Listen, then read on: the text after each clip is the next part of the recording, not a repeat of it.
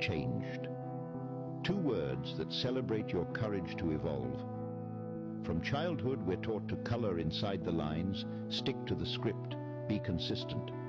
Society loves predictability, doesn't it? It's comfortable, safe, familiar. Change is your birthright. It's the only constant in life, yet we're conditioned to fear it. When you dare to evolve, to shed that old skin, watch how quickly the world reacts. Suddenly, you're met with raised eyebrows and unsolicited advice. Change means uncertainty. It means questioning the status quo. It means admitting that maybe, just maybe, there's more to life than what we've been told. And for many, that's terrifying. But for you, it's freedom, it's growth, it's life in its purest form. So, when someone says you've changed, smile and say, thank you, because it means you've had the courage to outgrow old habits, old beliefs, old versions of yourself that no longer serve you. You're not meant to be the same person you were a year ago, a month ago, or even yesterday. So, change. Change unapologetically. Let them be uncomfortable. Let them be confused.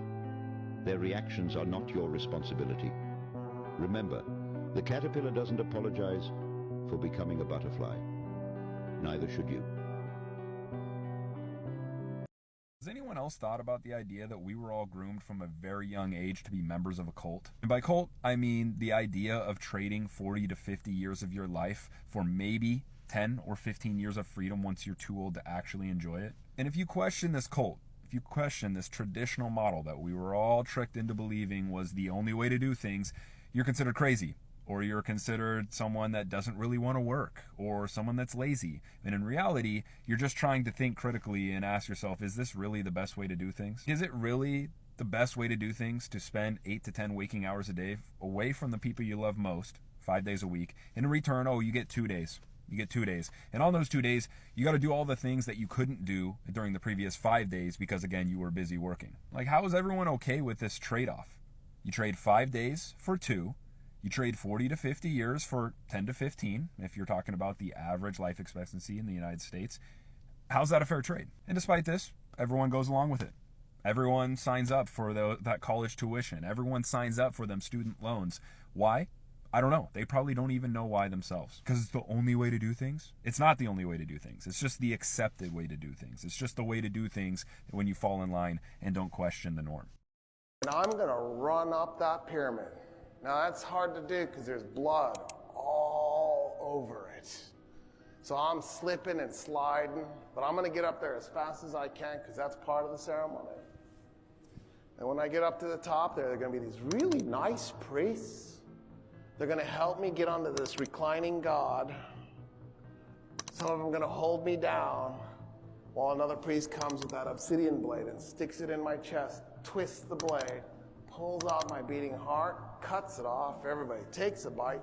I'm decapitated, my head is spiked. My corpse is then thrown down the steps of the temple. Boom, boom, boom, boom, boom, boom, boom. Where you're waiting for me, you pick up my corpse and you head back to the Kalpuli, where you lay it down in the kitchen. And then I will be turned into stew. And when it's time to eat the stew, you'll stand up and you will say, I cannot eat myself, and you will leave. And then your father will stand up and he will say, I cannot eat my son, and he will leave. But everybody else will have Roy's stew. Now, I know you're disgusted and you're freaked out. But really, you are disgusted and you're freaked out? Compare this to the warfare we do, where we're slaughtering whole cities, we're bombing cities from the air, we're shooting people in the stomach with lead bullets, we're doing gas chambers. Shut up! A small select number of Cholulans got sacrificed and eaten. After Jesus comes back down from heaven, he will actually set up this whole new kingdom. See, the Bible says that he will reign here for 1,000 years, while the devil himself is bound to the bottomless pit. But what's really strange is after this 1,000 years, the devil has to be released one last time for a little while. See, these would be his very last days to cause chaos here on Earth. So my question is, what would the devil even try to do? Well, after these 1,000 years, Satan will now try and deceive the nations into joining this massive army. The book of Revelation describes how they will gather up together to fight in the last battle ever. But now the question is, how would Satan possibly convince people to fight against Jesus? Well, there is this very mysterious conspiracy called Project Bluebeam. It's this idea that someday someone will fake a supernatural event. But the reason why they would do this is to cover up the second coming of Jesus. See, in this theory, everything would lead up to the creation of a one-world religion. People will worship this beast that can perform signs and miracles. But as the nations willingly give themselves over to this beast, ultimately, it will lead them on a quest for self-destruction. Can you conceive that 80% of the world has no idea of what is actually happening in the world right now? And no, I'm not talking about countries overthrowing governments. No, I'm not talking about riots in UK. No, I'm not talking about Venezuela's money in the dumpster. Even though, didn't that happen 4 years ago? I mean, didn't that happen in like 2021? Is that recycled news?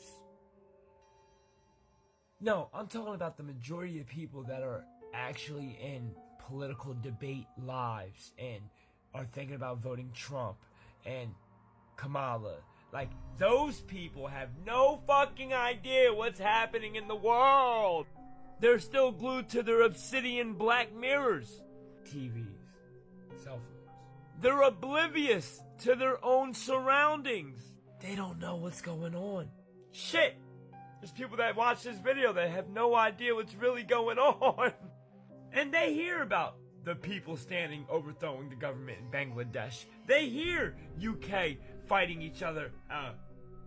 Religious protests between Islamic groups and Christian. You know why that is, right? I'll talk about that for 1 second. They're trying to incite civil war. They want you to manifest it. But that's not what I'm talking about. I'm not talking about them wanting to enact a police state and martial law, and they're going to show you guys all these protests so that you protest and the dollar swallowed. Not 80% of the world has no idea that they're in prison. They have no fucking idea. They're so indoctrinated. They think it's normal that they live outside their instinctual basis. They think it's normal that you should have to work 2 jobs and pay to live, eat, and there should be no free water, no free fruit that grows out the ground, and that all that should be corporationized. I just made that word up. They think that's normal. They think it's normal that drugs are in their neighborhoods killing their people. They think that's normal, that who they vote for doesn't really matter. Who voted for Kamala Harris to be the primary? You voted for that? They're so out of touch with reality and conditioned to just go with what they're told.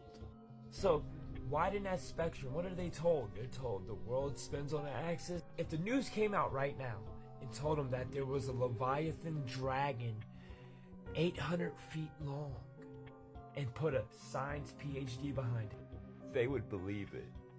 They would believe it. If someone on that TV came out right now and said the sky is actually red, it's not blue, and blue is red, they would believe it.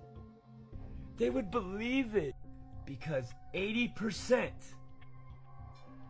are out of touch with reality and have no fucking idea what's going on. They're under something called herd mentality. No. We just had 2020. How many of those same Karens and Kyles fought for masks, gender equality, and the jab.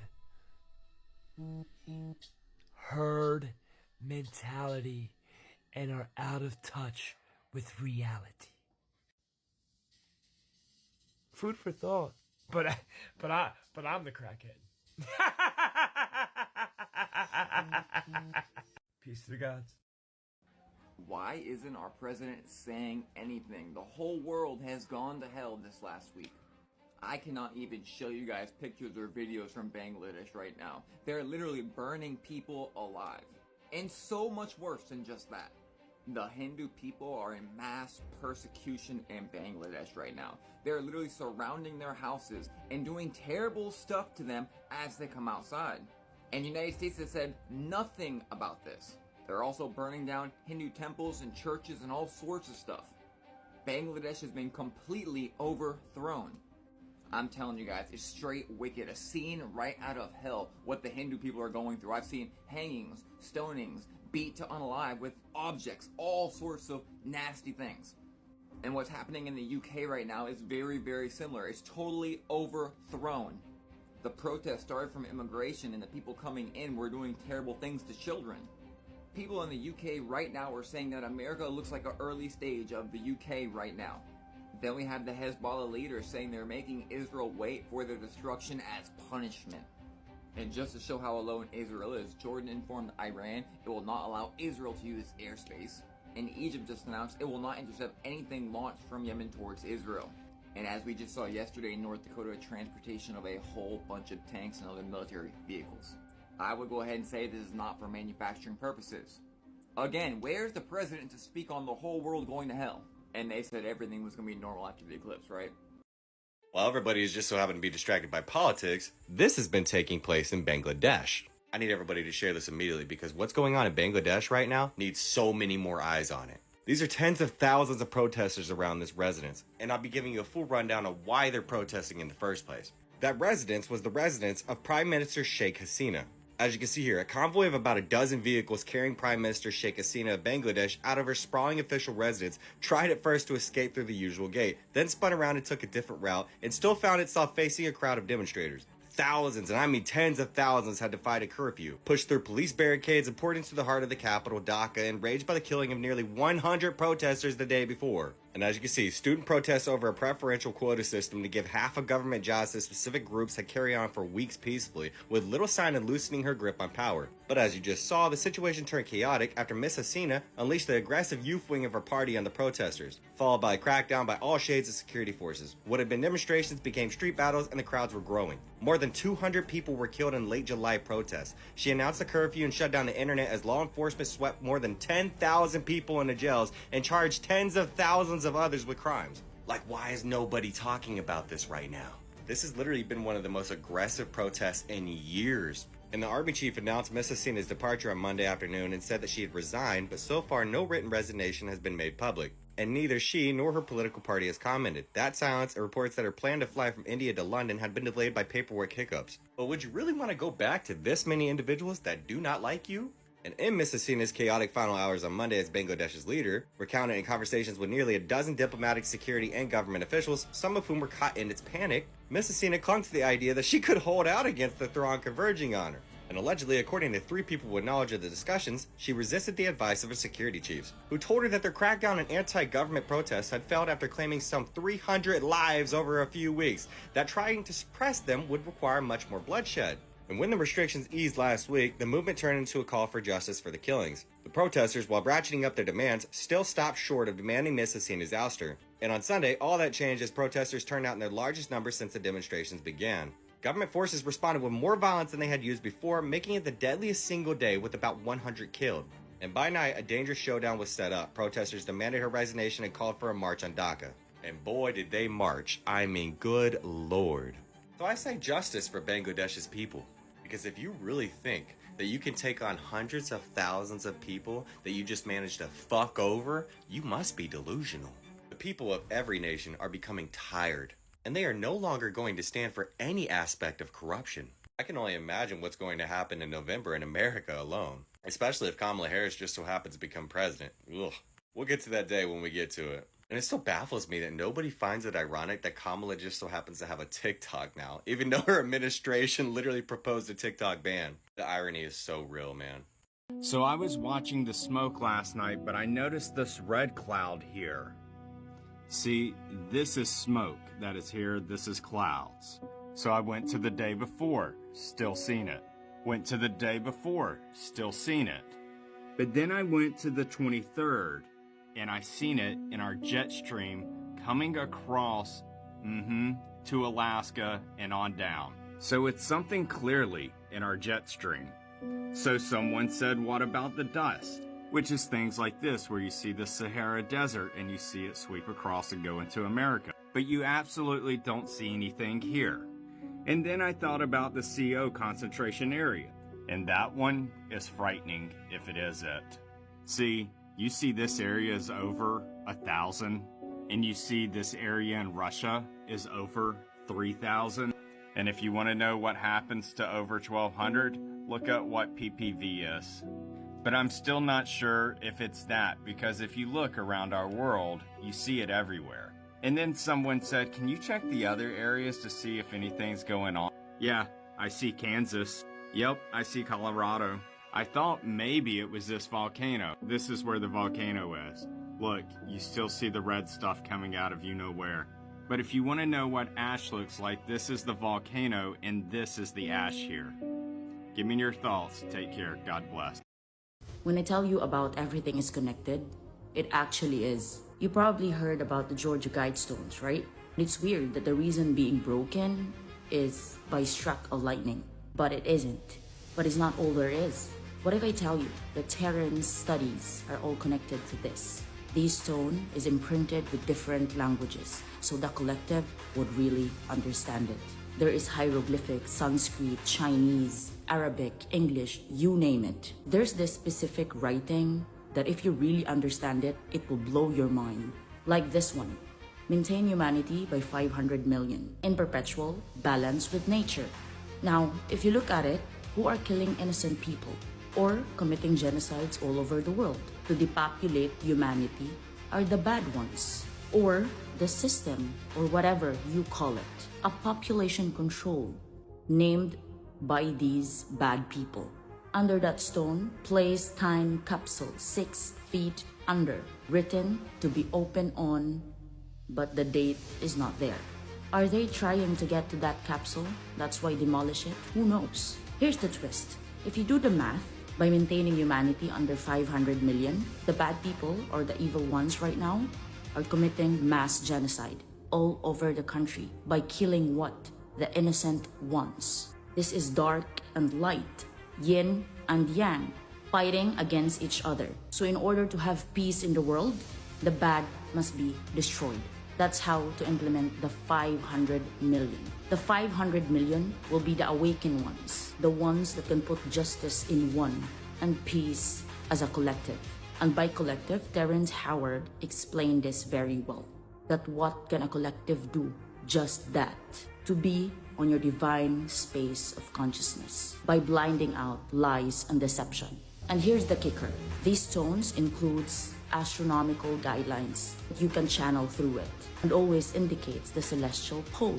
The horizontal slot indicates annual travel of sun, and the sunbeam through capstone marks the noontime throughout the year, and that hole is aiming through Polaris and what we call our celestial pole. That proves that we are not rotating and wobbling. Truth is so uncomfortable to grasp.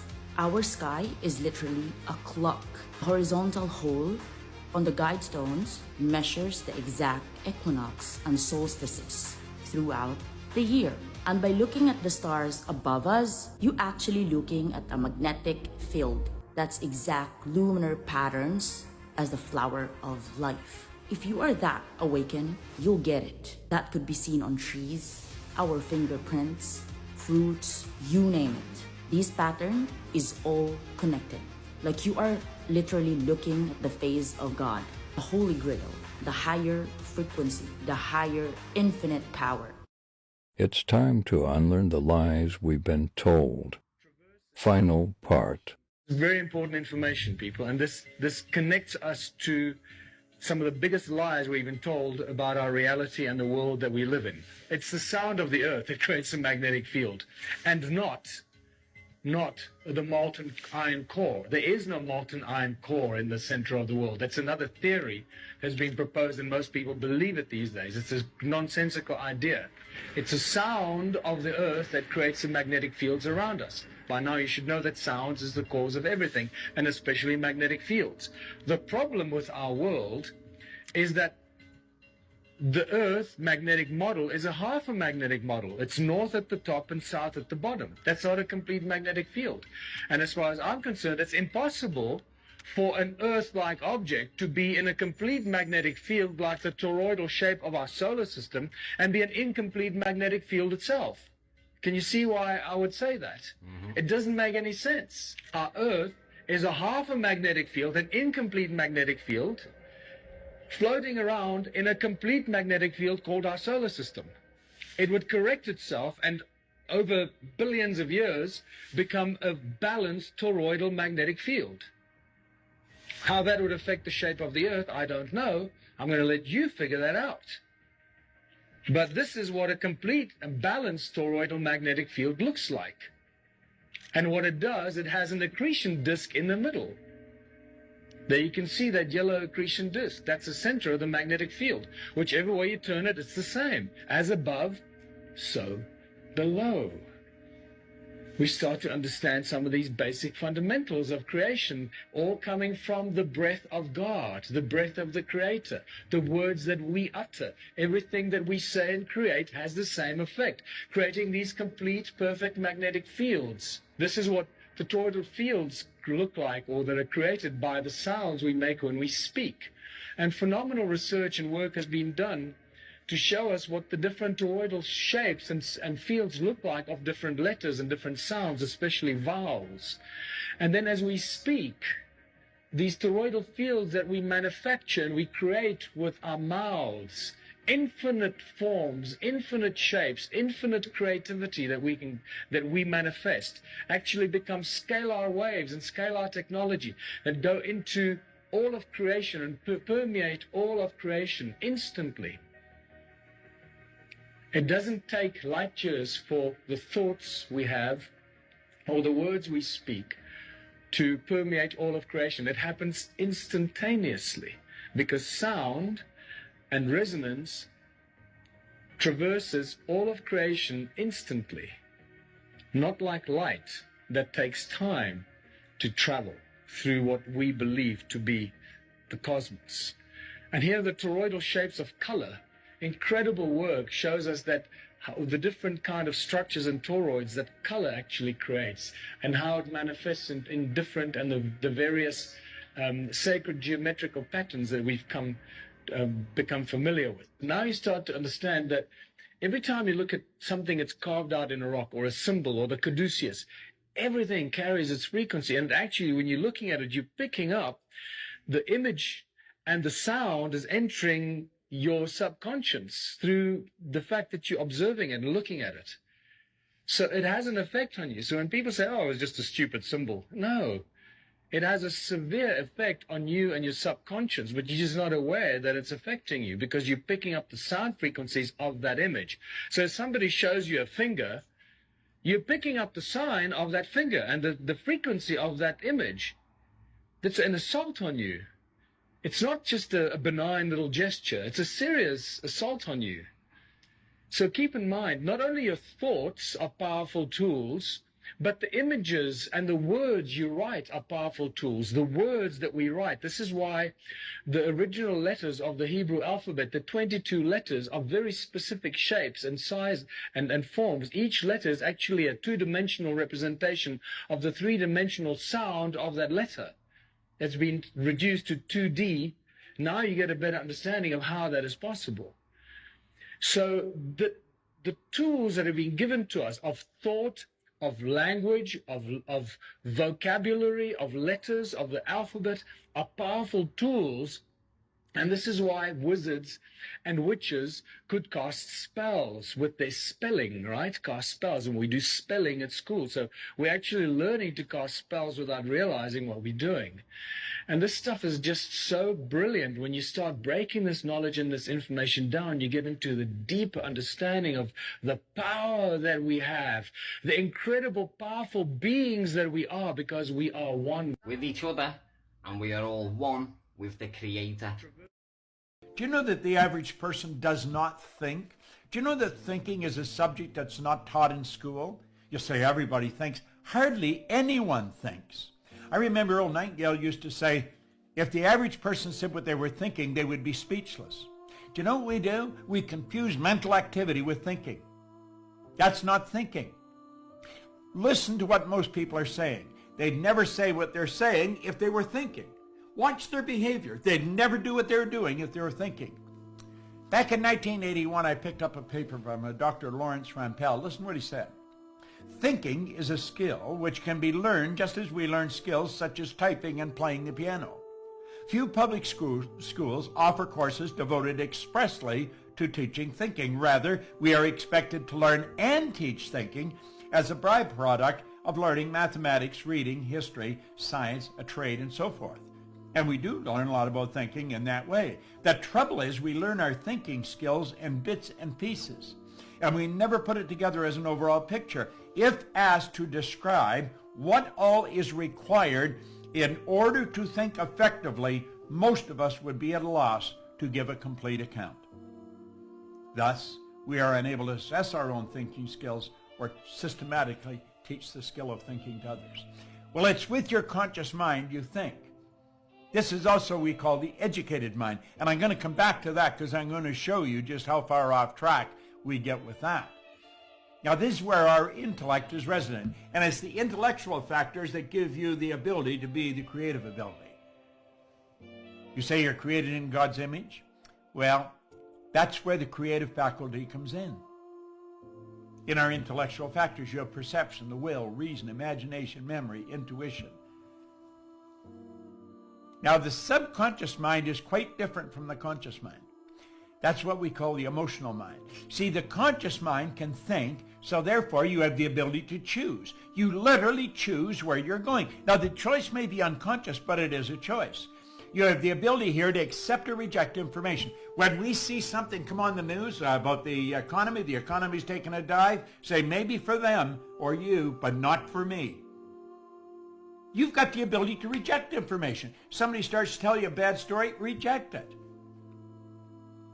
Now think. You have the ability to accept or reject it in your conscious mind. You have the ability to originate ideas in your conscious mind. You can originate any idea you want. Now your subconscious mind has no ability to reject. It must accept. And here's something else. Whatever's placed in the subconscious mind is going to dictate your world. It really will. And your imagination or your subconscious mind cannot differentiate between what you imagine and what's real. So if you imagine something happening and you get emotionally involved, it's actually starting to happen. You may say, well, that's ridiculous. Well, the Wright brothers didn't think so. Ed Hillary didn't think so. Steve Jobs didn't think so. Think about it.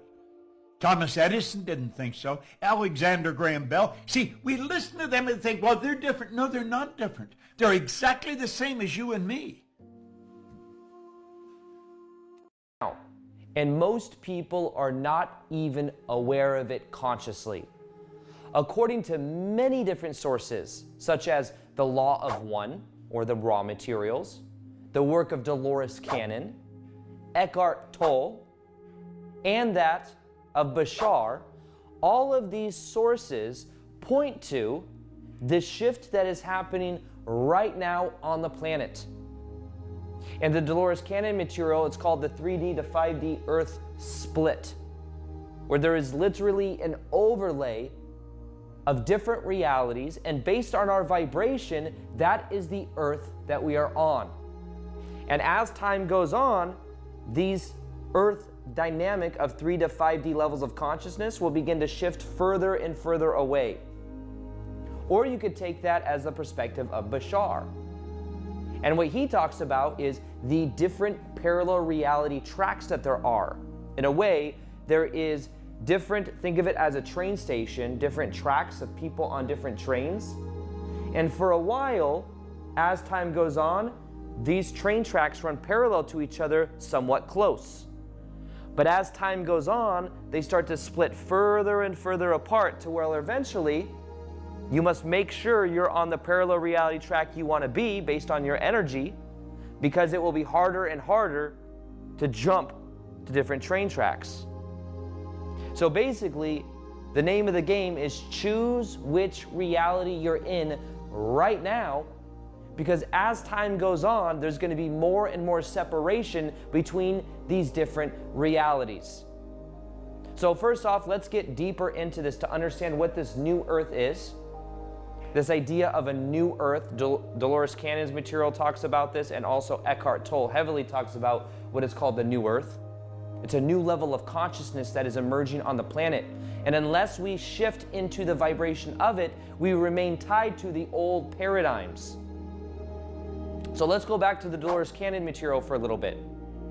Dolores Cannon talks about, not even really her talking, it's transcripts of thousands of people all over the world who did not know each other in a deep level of hypnosis, where their higher self and subconscious mind came through to give information out. It's called QHHT, Quantum Healing Hypnosis Technique. And when people were in this deep level of hypnosis, they could share different aspects from the higher self or the subconscious mind's perspective about their life. For example, why did I incarnate? Who was the relationship with my parents or my brother or different people in my family? Why did I experience certain things growing up? What are the past life connections, or what are the connections that I have to different people in my life? What is the purpose of my life? Things like sharing what we do in dream time. I found that to be interesting.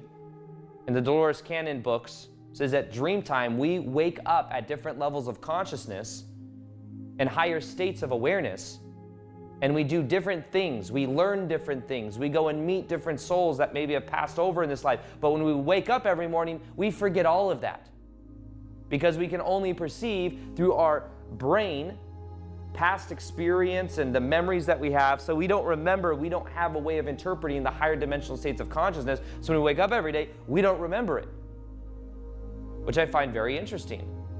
Which also, if you cross-check the Law of One and Bashar, it mentions a similar thing that we do in dream time, where we are eternal spiritual beings having temporary human experiences, but in this life, we have this avatar body that we experience reality through.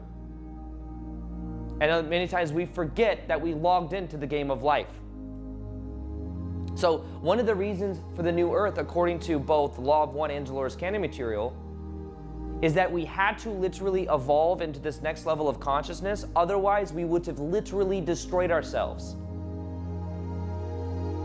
Basically, what was said was that back in early 1900s, there was a call that was put out, and there were what is called 3 waves of volunteers. There's a whole book written about this. The 3 waves of volunteers is written about people that are in the age range of 60s and 70s, that of the 30s, and they're in their 30s now, and then the newer generations pretty much born up until 25. There's different stages of different types of souls being brought in that are activated a different way to be born into this reality to help humanity awaken. And these 3 waves of volunteers happened because back in the early 1900s, there was a call that was put out because the timeline we were on as a species was to destroy ourselves. We were experimenting with nuclear bombs. And what the rule of our reality is, according to the Dolores Cannon material, and I believe the Law of One mentions something like this too, is we have free will here as a society. We forget who we are when we come into this reality because it makes it more beautiful, then we can remember who we are. But what it is said is that as we went through our life and we were going to destroy ourselves, we are allowed to do that, but we are not allowed to affect other reality systems. And what it is said is when a nuclear bomb goes off, it affects other reality systems. That's a no-no. So what it was said is no, you can't do that. So what it says is Mother Earth. The Law of One talks about this, by the way, and Dolores Cannon's material talks about this. Mother Earth is a living being in of herself. We're all connected to it. In Dolores Cannon, it says like fleas on a dog. And if we kept destroying Mother Earth, she would eventually shake off her fleas, which would be us. Even though at a deeper level, we're all connected. And in the Law of One materials, it talks about it as far as logos. They're different archetypal energies, like the sun, like that of Earth. And what happens is we were on that timeline.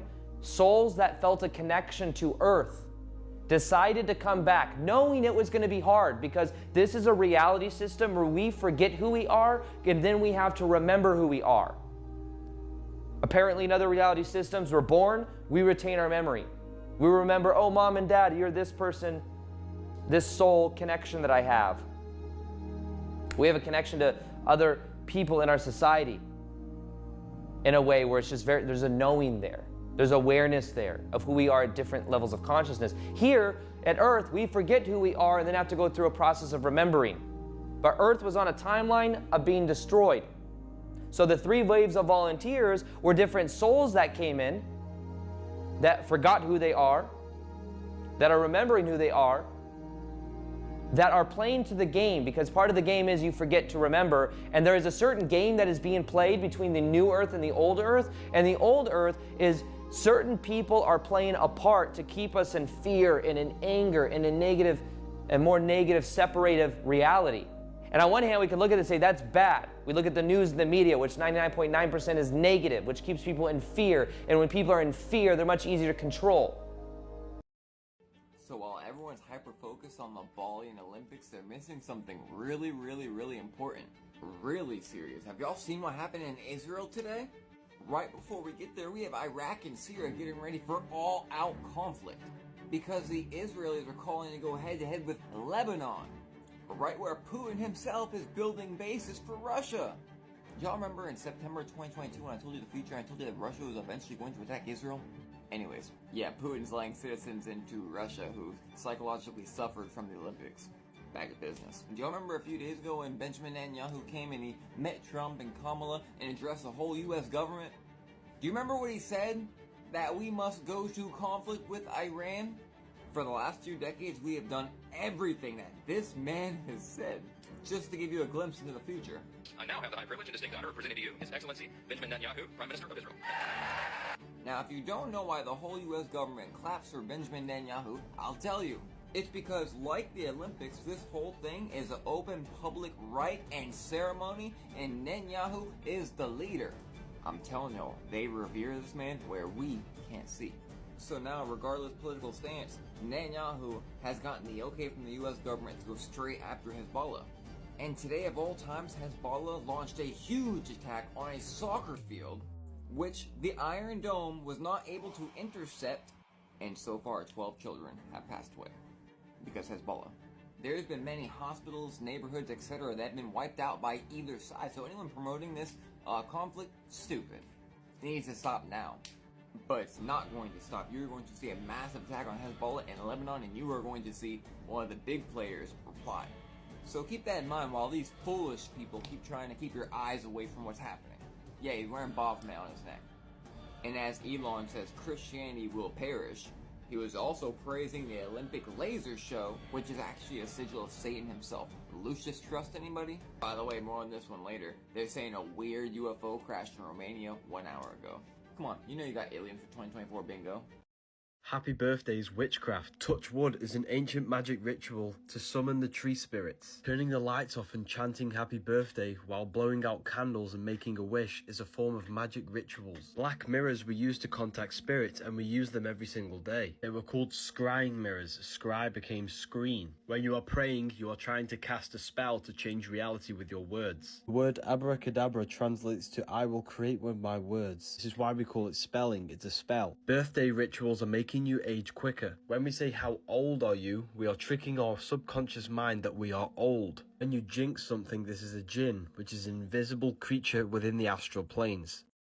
This world is not what you have been told. Have you ever wondered why all these unexplainable ancient structures are built on the Earth's energy grid? The explanation stems from the emerald tablets of Thoth, who was also known as Idris, Enoch, Hermes, Metatron, or Quetzalcoatl. In these tablets, Thoth mentions a technology called stargates many, many times. He explains that they enabled him to travel instantaneously between various locations on Earth and even to other worlds. And this is how these stargates worked. The stargates use Earth's energy grid, a network of natural energy lines that crisscross the planet. By aligning the stargates with these energy lines, Thoth could tap into a limitless source of power, enabling instantaneous travel. These energy lines are now called Leylines to hide their true power, but it gets even crazier. Look at all these ancient sites, they all lie on stargate locations. This is because Thoth built every single one. He traveled the globe spreading spiritual wisdom, advanced technology,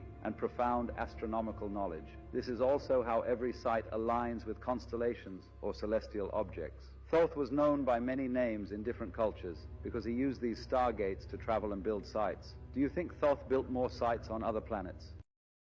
I saw a YouTube video last night, and it basically said that now more than ever, more people are quitting their jobs or they want to quit their job because they don't see the value in what they bring to that job versus what they take from it. And in the comment section of that video, you see a lot of comments of people saying, oh, people are just lazy nowadays. People don't know the value of real work anymore. People just don't understand how things work. No, people understand how things work, and in my opinion, they're waking up to the bullshit. You got to think about life from beginning to end to truly understand why a lot of people nowadays want to or are about to quit their fucking job or already did quit. When you are born in this country, right? When you are born in this country, you already rolling the dice. You already rolling the dice. Let's just say, for sake of argument, you were born a healthy baby. You rolling the dice because you don't know what type of family structure you're going to be born into. You don't know if your parents are going to stay together. You don't know if your parents are going to be together from the jump. So depending on where you were born and where you grow up, that comes with a bunch of other fucking complications that people outside of that don't really understand because they didn't have to go through. And once you graduate high school, you know that place where they don't teach you shit?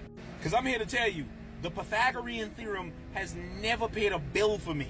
Ever. So the majority of what you learn between kindergarten and 12th grade, you don't fucking use in the real world. My old man always told me you only go to school for 3 things, and I'm pretty sure I said this in a prior video.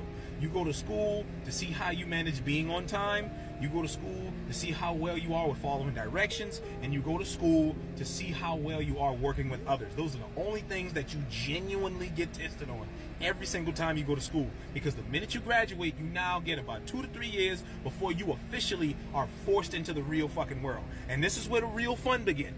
Because now you are supposed to work a job. You are supposed to either work your mind, your body, your soul, or some combination of the 3 to the bone to benefit and better the company in which you work for, and only get a small, just a little bit to take home to bring you the fuck back. And we ain't even gonna talk about fucking bills, right? We ain't even gonna talk about bills yet. So imagine you working, most people get a job around 16. I got my first job at 16. So you get your job from 16, and retirement right now is like, what, 65, and they keep pushing the shit further and further away. And you are supposed to work from 16 to 66, which is 50 fucking years of your life benefiting and bettering companies, various companies that you work for, only to retire and die within 5 years of retirement. Ain't that some bullshit? So it makes perfect sense as to why everybody or the majority of people want to quit their fucking jobs. I do too. I literally just did a couple stops on my route today, and I'm like, bro, I hate this shit. I told y'all that I was doing everything in my power to fucking get to the next level, and I was not going to tolerate my own fucking limitations anymore. I told y'all this shit. And now that I'm back at this fucking job, it is literally tearing me up inside. So I'm executing and working my plan to get the fuck on through, and a lot of people feel the same exact way. You only get one go around on this fucking planet, man. You only get one go around, and nobody knows how long you have. Right? Nobody knows how long you have. But a lot of people who want to quit their jobs and move on to something else, or take a risk on themselves, or job hop to get better opportunity, the people that do that, they see the value in their life. They know that their time is limited, and they don't want to spend the majority of it fucking fueling the machine that just eats you up and shits you out.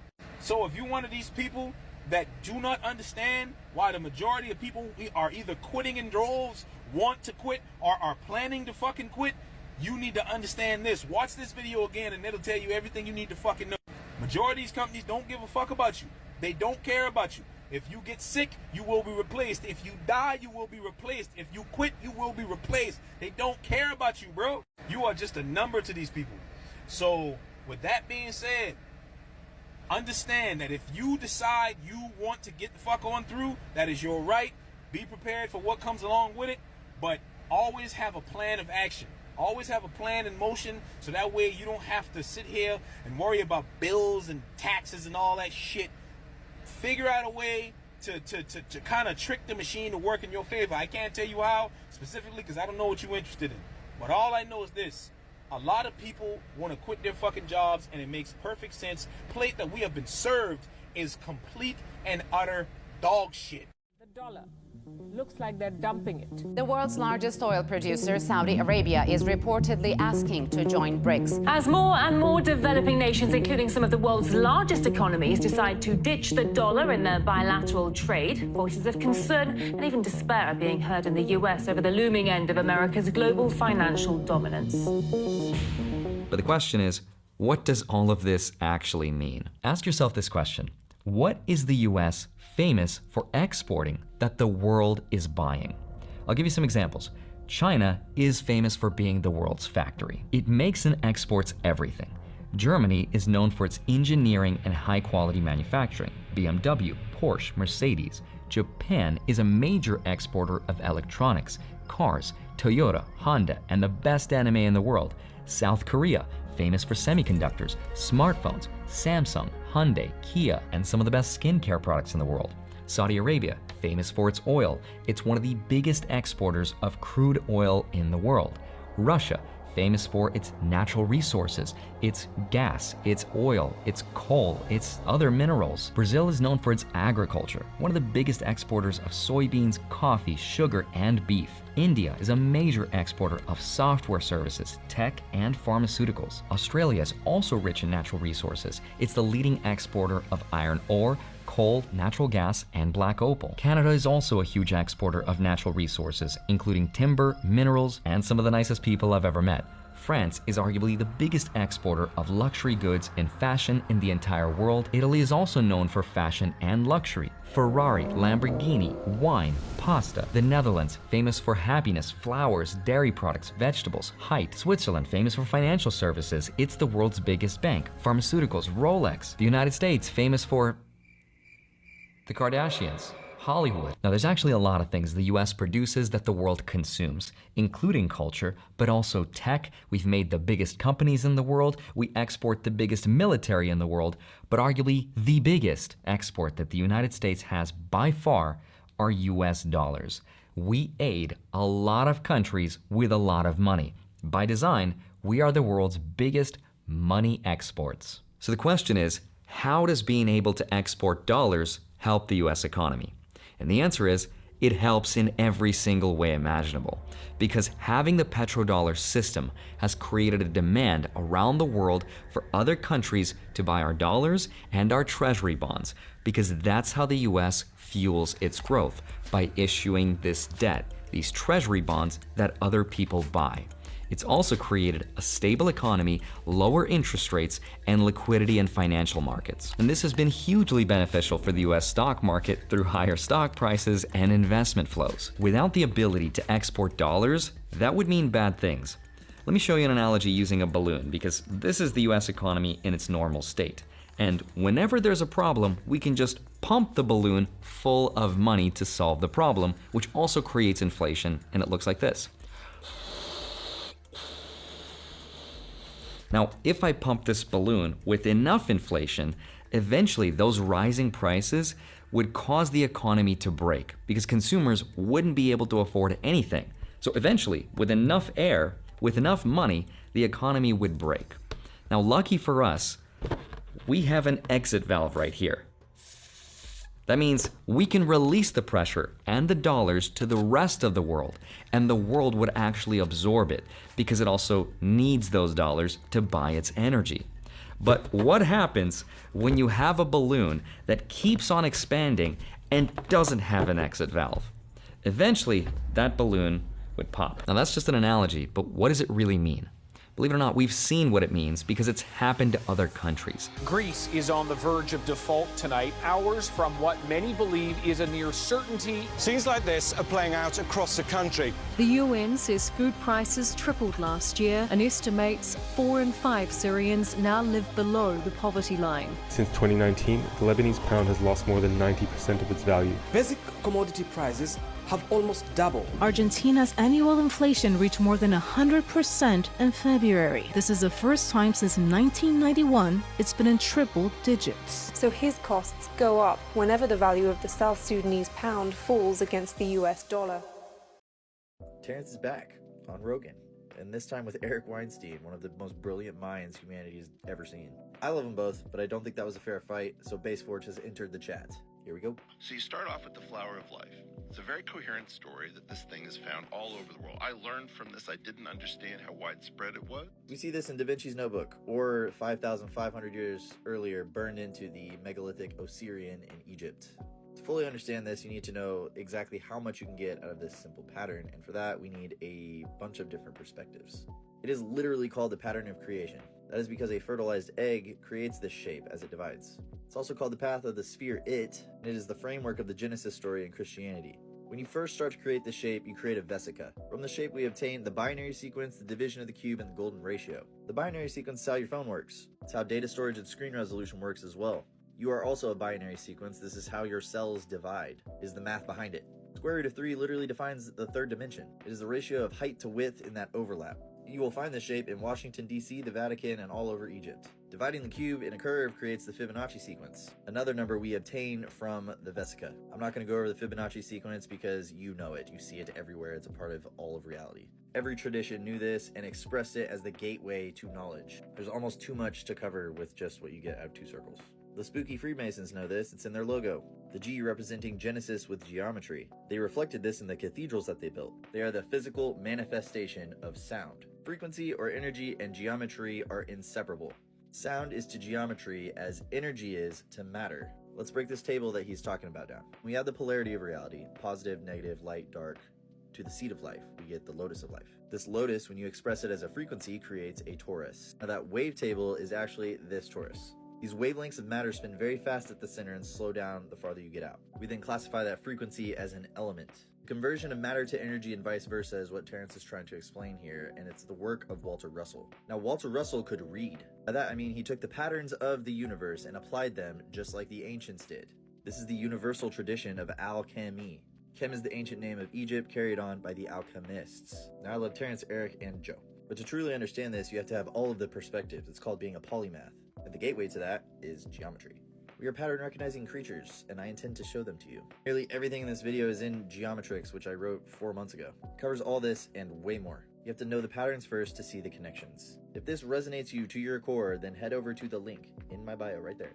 Or head there and you can find out way more info about this stuff. If you're a fan of Terrence, made it all the way through, I'm going to leave it 60% off for a few days. Yo, y'all look at this and tell me, what does this look like?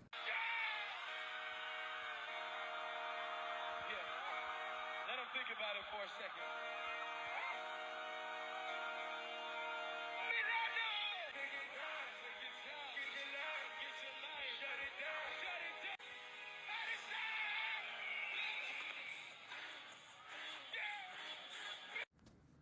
That literally looks like hell.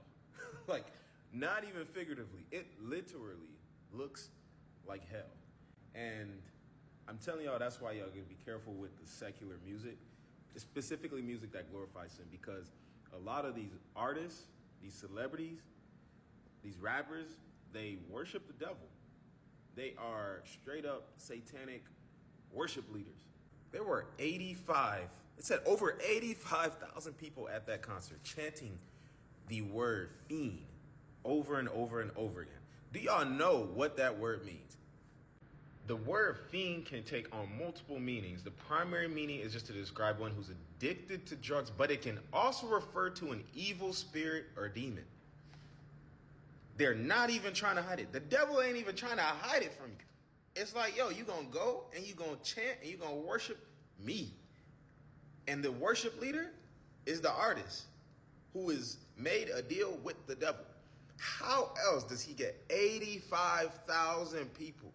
85,000 people to go and chant demonic words. Look what it says in the book of Luke when the devil came to tempt Jesus. It says, then the devil took him up and revealed to him all the kingdoms of the world in a moment of time. I will give you the glory of these kingdoms and authority over them, the devil said, because they are mine to give to anyone I please. I will give it all to you if you will worship me. Now, what does that mean? That means the devil has authority over a lot on this earth and in this world, right? And in exchange for worshiping him, he'll give you fame, he'll give you riches, he'll give you anything your heart desires. And a lot of these artists, celebrities, folks that have a lot of fame, money, a lot of them have taken that deal. It doesn't mean just because you're famous or rich, that means you have taken that, but a lot of these folks have. And that is why we have to be very careful who we're listening to when it comes to music, the media we're consuming, when it comes to these actors and celebrities, because a lot of them are corrupted by the devil. And you have to be mindful of that. Don't be naive to it. These are 4 things we should not have to pay for. For number 1, water. I still don't understand why we gotta pay for this. Water literally comes from the sky, and water takes up 71% of the earth, meaning this shit is abundant. So why are we paying for water bottles full of microplastic? And on top of that, if you don't pay your water bill, it's getting cut off. With this much water, bro, that shit don't make no sense. For number 2, you gotta pay to drive on the road. It's already bad enough you gotta pay for gas, insurance, car note, but now you're gonna slap a toll fee on top of it. I still don't understand why we gotta pay for this. Hey, bro, it's a capitalist country. For number 3, fruit and vegetables. This literally comes from the ground and was put on earth for us to eat, but instead we gotta pay for it genetically modified. They literally spray the fruit down with pesticide and chemicals, then sell it to you and tax for it. And that's why people say it's expensive to eat healthy. Whole time it should be the most abundant and cheapest thing to eat. Leave a like if you agree. And for number 4, your check. You literally gotta pay to get paid because your money gets taxed. Then you get taxed again every time you buy something. Imagine how much money the government is making off of one person. This shit sound like a scam. Let me know what you think about this in the comment section. And if you agree, then hit follow because I'm dropping videos like this every single day. Look at that shit, dog. Sabrina, hurry, come. Holy shit, dog, it's a fucking meteor. It's a fucking meteor, dog. Holy shit, where'd it go? Oh my god. You just gave me a heart attack, Oh my dude. god, that was fucking sick. Dog, that's aliens. That's alien. What the fuck is that? That's aliens coming to the fucking Tyler. What? What the Tyler. fuck is that? Tyler. What the fuck is Tyler. What the fuck is going on? that? They're going sideways. They're going sideways. They ain't even following no more. Hey, look at this green dot on my camera, Tyler. Look at the green dot. What the fuck? Look at the green dot. I see it. Tyler, what the fuck is going on? They're standing there. They're hovering there. Look, they're red. They're red. They're red. They're red. They're red. What the fuck, dude? I got that Those shit on ain't video. meteors, bro. Look, No. that one's flying sideways. Holy shit. Holy shit. Holy shit. Tyler. Tyler. Holy shit. What is going on right now? What the Oh my fuck? god. Oh my god. Oh my god. They're zigzagging. Yeah, across dude, the what the sky. fuck is going on right now? That is a meteor. Sabrina, get your ass over here. That ain't That no is a meteor. fucking... Oh, man, they're hiding behind. Get Hey, up here. get over here. Get in your Oh yard. my god. Where'd they go? Oh my god. It was like a Oh my curtain. god. It was like a curtain at first. That was cool. Dude, that's motherfucking alien. What the fuck is that? That is fucking aliens, How many Uh, dog. days after the light? How many are we, like 3 days after? Remember the Phoenix light? Oh my god.